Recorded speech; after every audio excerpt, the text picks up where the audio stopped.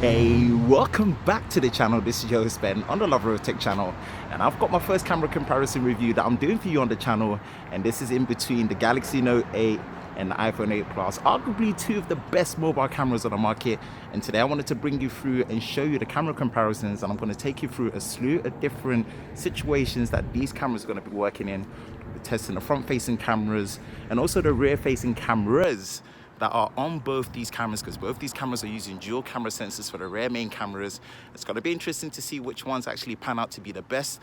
And we're starting out with the front-facing cameras, where the iPhone 8 has a 7-megapixel front-facing camera with an f2.2 aperture lens that supports 1080p video recording, whereas the Galaxy Note 8 has an 8-megapixel front-facing lens with autofocus that also supports quad high-definition 1440p video. So it's going to be very interesting to see. I've got them in an apparatus where you can actually see both of them at the same length, so you can actually take a judge for yourself and see how these cameras both perform. So this is how the front-facing camera is looking like in video. So we're going to take a walk so you guys can see the stabilization.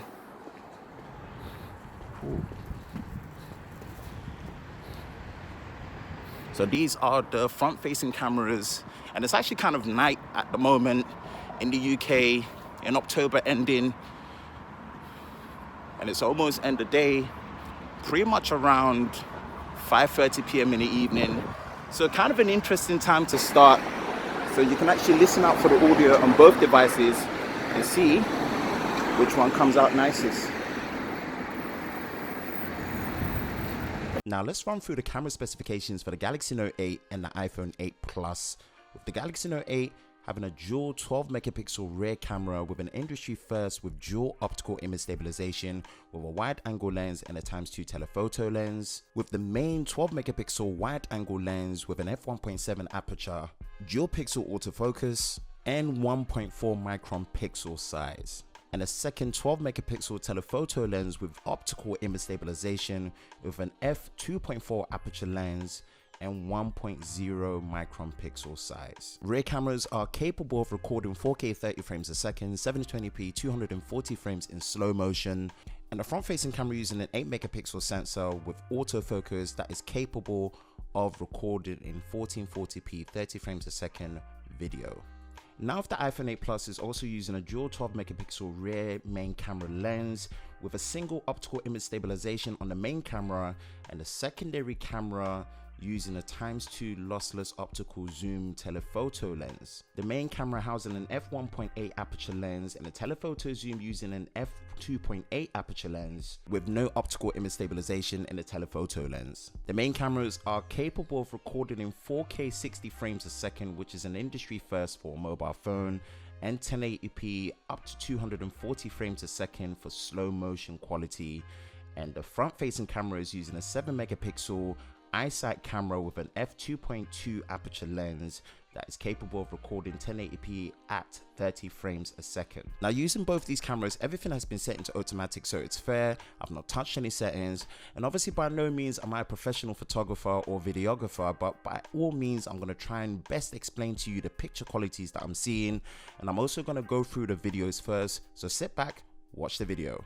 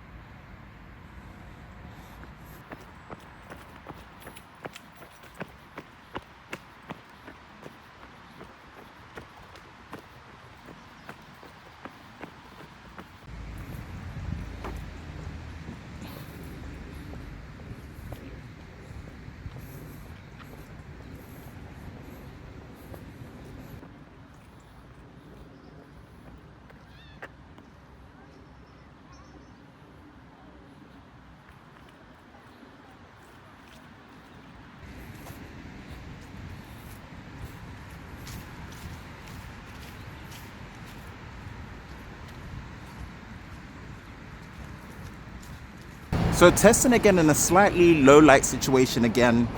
What I'm doing with the iPhone 8 Plus is recording in 4K 60 frames a second. And this is the power of the A11 chip with the new image signal processor with the new camera lenses at the back, where you can record in 4K 60 frames a second. And again, there is no recording limit. It is recording unlimited to storage with no recording limit on there. So hopefully you can see the difference. But the iPhone's recording in 4K 60 frames a second, whereas the Galaxy Note 8 is recording in 4K 30 frames a second.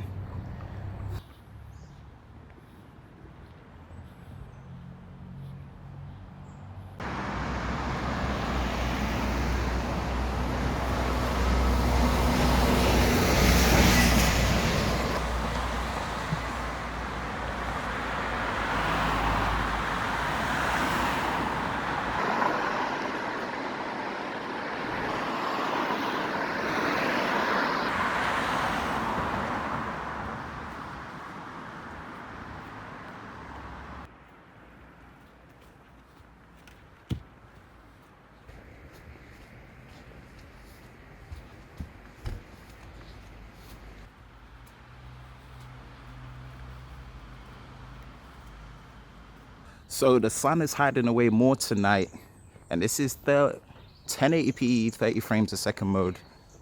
So we're just gonna test it out. It's getting darker and darker, but and we could take a look which camera comes out best.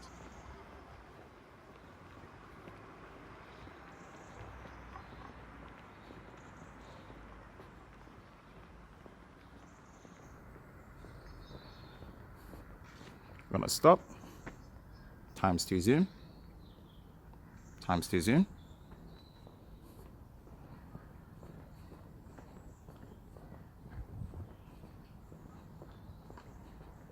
So we are now in full high definition, but both these cameras are capable of recording full HD at 60 frames a second, which is the mode that you're seeing right now.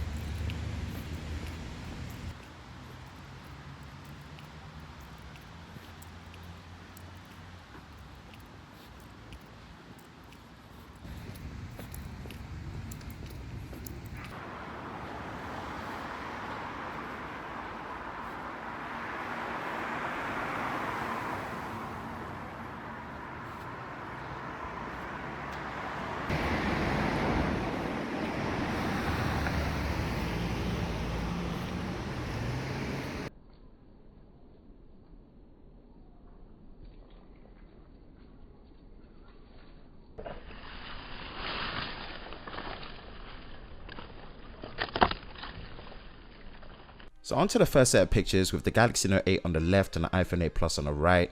Both are actually looking really good. I think the Note 8 is going for a much more warmer, more vibrant color tone, whereas the iPhone is going for a much more neutral, cooler color tone.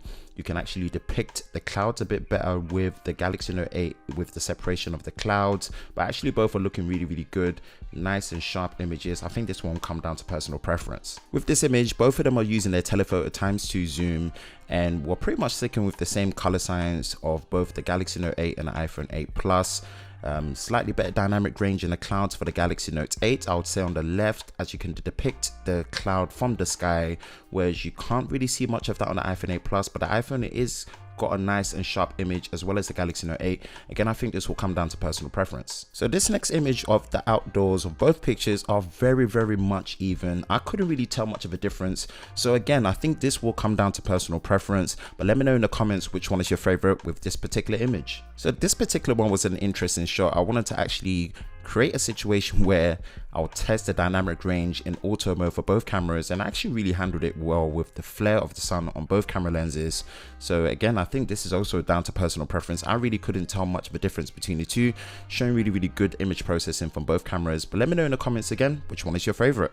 So this picture here of both the flowers, on the left the Galaxy Note 8 and the iPhone 8 Plus on the right, what I remember from the day is actually the colors of the leaves with the green was actually more accurate to the Galaxy Note 8, but I would say the iPhone had more accurate reds in representation of what I saw on the day, but also shows what type of image that they're going for, where the iPhone is going for much more cooler image tone, where the Galaxy Note 8 is going for a much more warmer tone. Again, this also could come down to personal preference, but definitely the Galaxy Note 8 was more accurate to the colors of the green, whereas the reds looked more accurate to me with the iPhone on the day. And this is a close-up macro shot of both the flowers, and you can see there's nice depth of field in the back where sharp images, and I would actually say on the day the dual pixel autofocus on the Galaxy Note 8 was working really well in favor.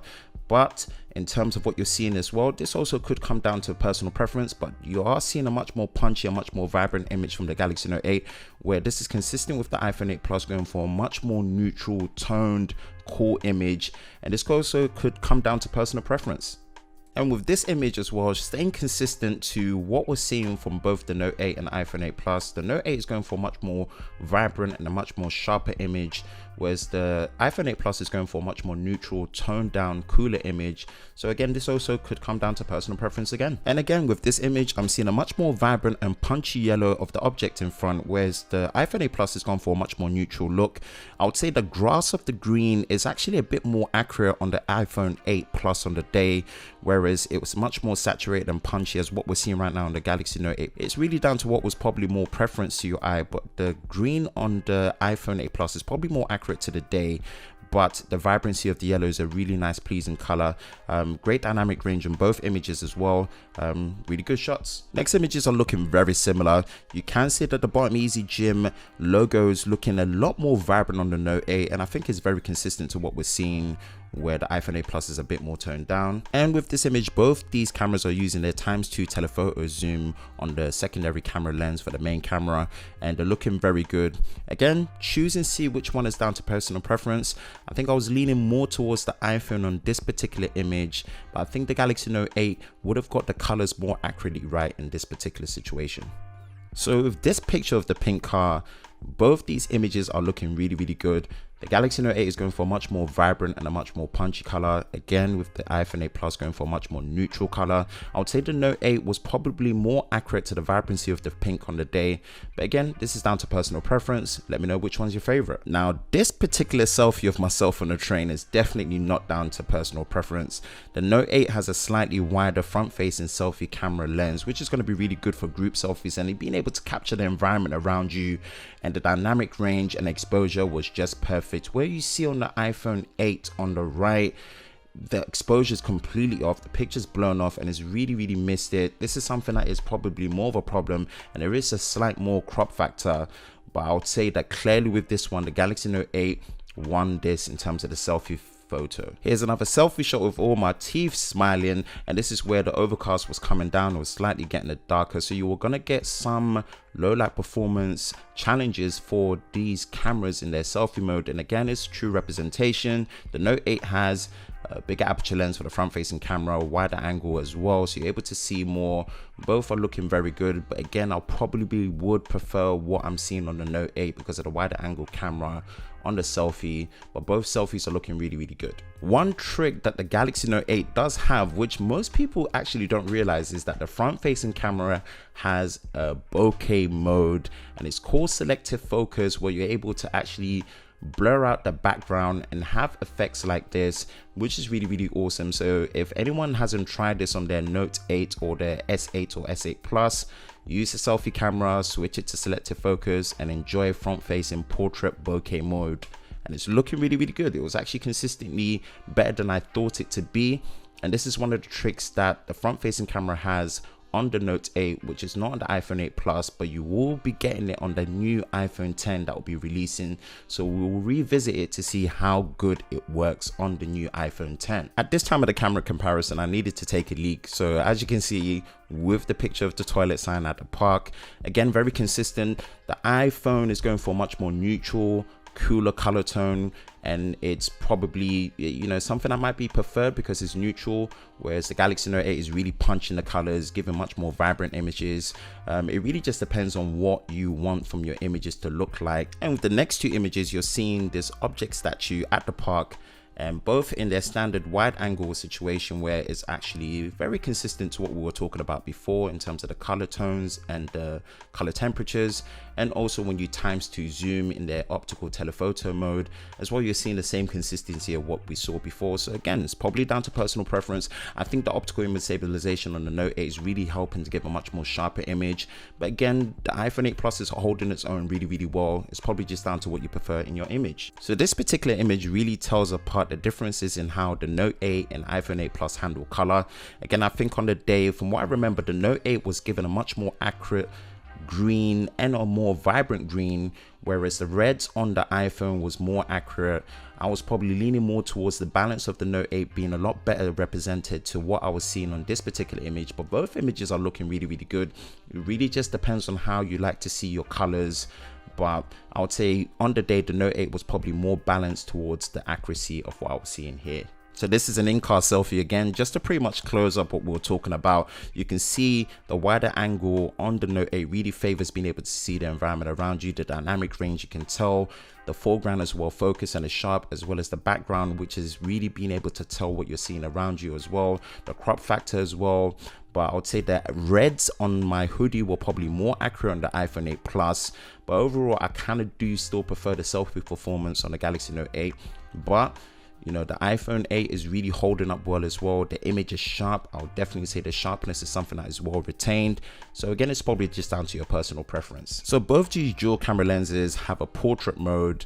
On the left, the Galaxy Note 8 will call it live focus, and on the right with the iPhone 8 Plus is natural portrait lighting. I'll definitely say in this particular shot, the iPhone 8 Plus got it right.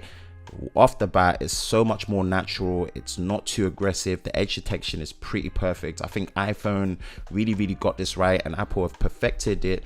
But what you do get on live focus with the Galaxy Note 8, which is really good, is just being able to adjust the level of background bokeh before you take the shot, and also after the fact when you take the shot as well. So you're really able to dial it back to give it a much more natural look.